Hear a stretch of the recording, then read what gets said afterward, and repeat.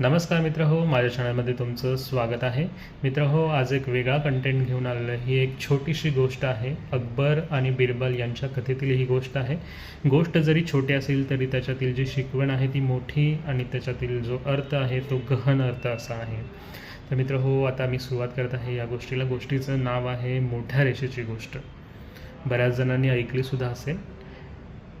तर मित्र हो, एकदा राजदरबारामध्ये बादशाह अकबर एक राज्यसभा घेतो आणि या राज्यसभेमध्ये विद्वान लोकांना बोलवतो.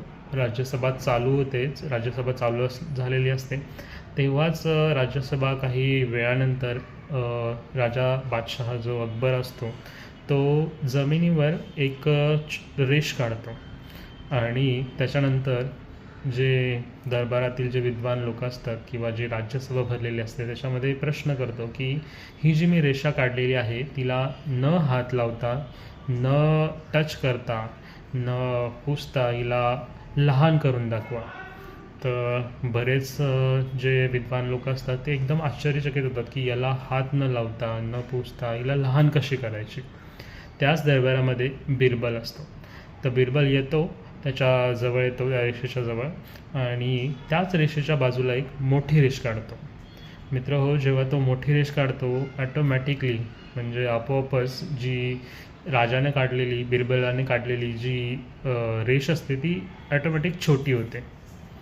तर राजा एकदम आश्चर्यचकित होतो आणि बिरबलला म्हणतो की तुझी बुद्धी आहे ना ती अफाट आहे. तर मित्र हो, जेव्हा बिरबल त्या रेषेच्या बाजूला एक मोठी रेष काढतो ॲटोमॅटिकली ती रेष छोटी होते.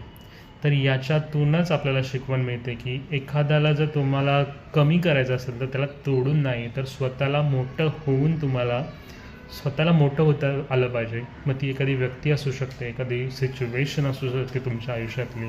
जर तुम्ही दुसऱ्याला कमी करण्याचा प्रयत्न केला तर तुम्ही यशस्वी नाही होऊ शकत. त्यासाठी तुम्हाला स्वतःला पुढे जावं लागेल, स्वतःला मोठं व्हावं लागेल.